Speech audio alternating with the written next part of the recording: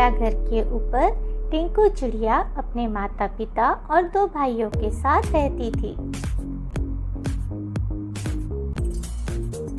टिंकू छोटी सी थी, उसके पंख मुलायम थे, वह बहुत ही प्यारी थी। वह बहुत समझदार भी थी। वह मधुर गाने गाती थी। उसकी माँ ने उसे घंटाघर की ताल पर नाचना सिखाया था।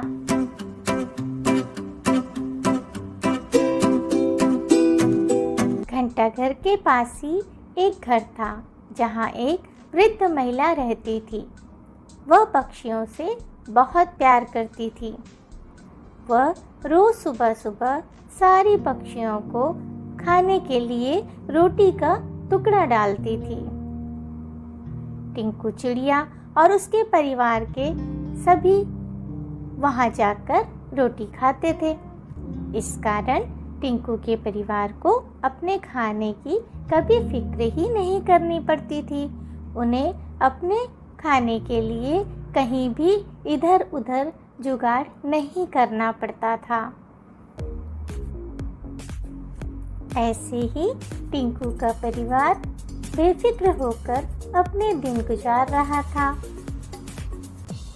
एक दिन वृद्ध महिला बीमार पड़ गई और उसका देहांत हो गया। सुबह जब टिंकू अपने परिवार के साथ भोजन के लिए वृद्धा के घर गई तो वहाँ ना तो वृद्ध महिला दिखाई पड़ी और ना ही वहाँ रोटी के टुकड़े दिखे। टिंकू ने माँ रानू चिड़िया से कहा, माँ, यहाँ तो ना भी भोजन दिखाई पड़ रहा है और ना ही बूढ़ी दादी भी दिखाई पड़ रही है। हाँ बेटा, पता नहीं क्या हुआ बूढ़ी दादी को। तभी वृद्ध महिला के घर से कुछ लोग बाहर निकले। वे आपस में बातें कर रहे थे जो कि टिंकू और उसके माता पिता ने भी सुना। वो लोग कह रहे थे, बड़ी दयालु महिला थी वो, भगवान उनकी आत्मा को शांति प्रदान करे। अब टिंकू और उसके परिवार को समझने में देर न लगी कि उनकी अन्नदाता अब नहीं रही। टिंकू का पूरा परिवार उस बूढ़ी महिला के खाने पर ही निर्भर था, पर अब उनके पास खाने के लिए कुछ भी नहीं था और वो लोग अपना खाना जुटाना जानते भी नहीं थे। टिंकू और उसके भाई भूख से व्याकुल हो रहे थे। रानू चिड़िया अपने पति से बोली, सुनिए जी, अब तो आपको कुछ करना ही पड़ेगा, वरना मेरे बच्चे तो भूखे मर जाएंगे। हाँ रानू, मैं भी तो वही सोच रहा हूँ कि कैसे इन बच्चों के खाने की व्यवस्था करूँ। रुको, मैं देखता हूँ, कहीं कुछ कीड़े मिल जाए तो लेकर आऊँ। और रानू का पति श्याम बाहर निकल गया। वह इधर उधर घूमता रहा और काफ़ी मेहनत के बाद उसे 3 कीड़े मिले जो कि सभी के लिए काफ़ी नहीं थे। वह उन कीड़ों को घर लाया और अपने बच्चों के खाने के लिए किनारे रख दिया और अपनी पत्नी और बच्चों का इंतज़ार करने लगा। उधर टिंकू और उसके भाई अपनी रानू माँ के साथ भोजन की तलाश में इधर उधर भटक रहे थे। बच्चों, ध्यान से देखते रहो नीचे, कहीं ना कुछ खाने को अवश्य ही मिलेगा हमें। हाँ माँ, मैं सब तरफ नजर रख रही हूँ। टिंकू ने अपनी माँ से कहा। ऐसे ही इधर उधर भटकते हुए अचानक टिंकू जोर से बोल पड़ी, माँ देखो, एक घर में कुछ सूखता हुआ दिख रहा है, शायद हमें वहाँ कुछ खाने को मिल जाए। हाँ माँ, टिंकू दीदी ठीक ही कह रही है, चलो ना, शायद कुछ खाने को मिल जाए हमें वहाँ पे। हाँ बच्चों, चलो देखते हैं, वहाँ पर कुछ तो मुझे भी दिखाई पड़ रहा है। और वो सभी उस घर के आंगन पर उतरते हैं। तभी घर की मालकिन उन पर राख फेंक देती है और वो राख के कारण काले भूरे हो जाते हैं। ओह माँ, ये क्या हो गया? एक तो खाने को कुछ मिला ही नहीं, ऊपर से ये क्या आफत आ गई। हम लोग तो सभी रंग बिरंगे हो गए, अब तो हमें पापा पहचानेंगे भी नहीं। टिंकू एकदम से घबरा कर बोली। उधर टिंकू के पिता भी घर पे बहुत परेशान हो रहे थे क्योंकि अब तक टिंकू और बाकी सदस्य घर पर वापस नहीं आए थे। वो वापस निकले और भोजन की तलाश करने लगे। चलो देखता हूँ, कुछ और भी मिल जाए तो अच्छा है।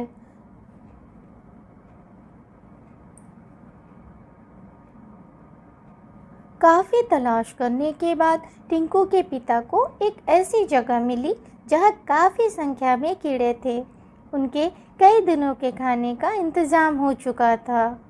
वह जब खुशी खुशी घर पहुँचे तो वहाँ अब भी उन्हें कोई नहीं मिला। वो एकदम परेशान हो गया। तभी टिंकू चिड़िया, उसका भाई और माँ वापस लौटे तो उनके पिता उन्हें पहचान ही नहीं पाए। गुस्से में उन्होंने सबको भगा दिया। कौन हो तुम लोग? यहाँ कैसे चले आ रहे हो? पापा, ये हम हैं, पहचानो। टिंकू ने पिता को बहुत समझाने की कोशिश की, परंतु टिंकू के पिता उनको पहचान ही नहीं पाए। टिंकू के हाथ असफलता ही लगी। वो सभी बिल्कुल भी निराश हो गए, किंतु टिंकू ने हार नहीं मानी। आप सब परेशान क्यों हो रहे हैं? हमारे ऊपर रात लग गया है, इसीलिए तो पापा नहीं पहचान पा रहे हमें। चलो हम पास में उस तालाब में चलते हैं, वहां जाकर हम नहाते हैं। और फिर टिंकू अपने भाइयों और अपनी माँ के साथ तालाब में गई। वहाँ उन सभी ने स्नान किया। उनके शरीर से पूरा राख धुल गया। अब वो अपने पुराने रूप में वापस आ गए। रानू चिड़िया ने टिंकू और उसके दोनों भाइयों से कहा, चलो बच्चों, हम पुनः प्रयास करते हैं। और वो फिर से निकल पड़े भोजन की तलाश में। थोड़ी ही दूर में उन्हें एक खेत दिखाई पड़ा। वे सभी वहां जाकर जल्दी जल्दी अपना दाने चुगने लगे। जब उनका पेट भर गया तो कुछ दाने चोंच में उठाकर वो घर की ओर उड़ चले। अब टिंकू के पिता ने भी उन्हें पहचान लिया और उनसे माफ़ी मांगी। अब तो घर पे बहुत सारे भोजन की व्यवस्था हो गई थी। रानू के पति ने बहुत सारे कीड़े ले आए थे और रानू और उसके बच्चों ने बहुत सारे दाने भी ले आए थे। अब सब खुशी खुशी एक साथ रहने लगे। उनके पास खाने की कोई कमी नहीं थी और उन्होंने अपना भोजन प्राप्त करने का तरीका भी सीख लिया था। अब वो किसी और पर निर्भर नहीं थे, बल्कि वो स्वावलंबी बन चुके थे। तो इस कहानी से हमें ये सीख मिलती है कि कभी भी किसी पर पूरी तरह निर्भर नहीं रहना चाहिए। इंसान को खुद मेहनत करके अपनी ज़रूरत की चीज़ों को जुटाना चाहिए। एक बाड़े में एक मुर्गी रहती थी। मुर्गी अपना लगभग सारा समय बाड़े के चारों ओर घूमकर कीड़े पकड़ने में लगाती थी। मुर्गी को कीड़े बहुत स्वादिष्ट लगते थे और वो कीड़ों से बहुत प्यार करती थी और मुर्गी को लगता था कि उसके बच्चों के स्वास्थ्य के लिए कीड़े बहुत जरूरी हैं। लाल मुर्गी को जितनी बार कीड़ा मिलता वो अपने चूजों को बुलाकर उन्हें कीड़े खिलाती थी। उसी बाड़े में एक बिल्ली, एक बकरी और एक चूहा रहते थे। बिल्ली बहुत ही आलसी थी। बिल्ली दिन भर बाड़े के दरवाजे में आलस्य से झपकी लेती रहती थी। यहाँ तक कि चूहे जब उसको परेशान करते तो वह अपने आलस के कारण उनके पीछे भी नहीं जाती थी। खुद को परेशान करने के लिए इधर उधर भागे चूहे को डराने के लिए खुद को परेशान नहीं करती थी। चूहे और बकरी भी बहुत ही आलसी थे और उनके पास भी दिन भर खाना खाने और पेट फुलाकर पड़े रहने के अलावा कोई भी काम नहीं होता था। एक दिन घूमते घूमते मुर्गी को कुछ बीज मिले। वो बीज गेहूं के थे। मुर्गी को कीड़े खाने की आदत थी। उसे लगा कि ये शायद कोई नया प्रकार का मांस है।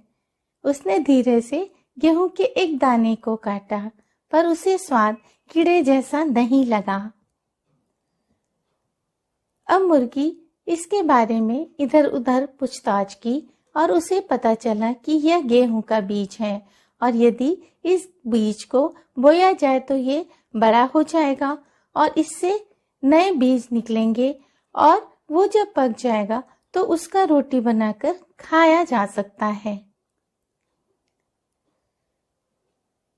मुर्गी गेहूं के बीज को उगाना चाहती थी, लेकिन उसके पास बहुत सारे काम थे। इसलिए उसने सोचा कि चलो बिल्ली, चूहा और बकरी कोई काम नहीं करते तो उन्हें यह काम सौंप दो। उसने जोर से कहा, अरे बीज कौन लगाएगा?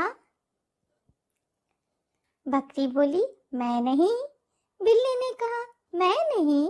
और चूहे ने कहा, मैं भी नहीं। ठीक है, तो मैं ही बीज लगाऊंगी। और मुर्गी ने बीज को बो दिया। फिर वो अपने कामों में लग गई। दिन बीतते गए। वह चूजों को खिलाने के लिए कीड़े खोजती और उन्हें खिलाती, जबकि बकरी, बिल्ली और चूहा खा खाकर और भी मोटे हो गए। समय बीतता गया और गेहूं का पौधा बड़ा हो गया और उस पे नए दाने निकल आए और फसल तैयार हो गया। फसल को देखकर मुर्गी को बहुत खुशी हुई। उसने देखा गेहूं कितना बड़ा था और अनाज पका हुआ था। अब वो तेजी से दौड़ी और पुकारने लगी, गेहूं कौन काटेगा? बकरी ने कहा, मैं नहीं। बिल्ली ने कहा, मैं नहीं। और चूहे ने कहा, मैं भी नहीं। ठीक है, तो मैं ही काटूंगी, मुर्गी ने कहा। और मुर्गी ने खलिहान में किसान के औजारों से दरांती निकाली और गेहूं के बड़े पौधों को काटा और गेहूं पूरी तरह से उसने काट लिया। मुर्गी के बच्चे बहुत परेशान थे क्योंकि उनकी माँ उनके लिए कीड़े पकड़कर नहीं ला रही थी। मुर्गी के पास अभी समय नहीं था। वो गेहूं की फसल काटने में ही समय बिता दी थी। बेचारी मुर्गी, वो भी बहुत परेशान थी और महसूस कर रही थी कि वो अपने बच्चों के प्रति अपने कर्तव्यों का पालन नहीं कर पा रही है। अब मुर्गी ने सोचा, गेहूं तो पूरी तरह कट चुका है, अब इसकी कुटाई कर आटा तो कोई भी बना लेगा। उसने पूरी आशा के साथ आवाज लगाई, गेहूं को कौन कुटेगा? बकरी ने कहा, मैं नहीं। बिल्ली ने म्याऊ के साथ कहा, मैं नहीं। और चूहे ने चीख के साथ कहा, मैं नहीं। मुर्गी निराश होकर बोली, ठीक है, मैं ही गेहूं कुटूंगी। मुर्गी ने पहले अपने बच्चों को खाना खिलाया। जब उसने उन सभी को दोपहर की झपकी के लिए सुलाया तो वह बाहर गई और गेहूं की कुटाई की। फिर उसने पुकार कर कहा, गेहूं को चक्की में पीसने के लिए कौन ले जाएगा? बकरी ने कहा, मैं नहीं। बिल्ली ने कहा, मैं नहीं। और चूहे ने कहा, मैं भी नहीं। मुर्गी ने कहा, ठीक है, मैं ही इसे चक्की पर पीसने के लिए ले जाऊंगी। वह गेहूं की बोरी उठाकर दूर की चक्की में चली गई। वहां उसने गेहूं को सुंदर सफेद आटे में पीसने के लिए कहा।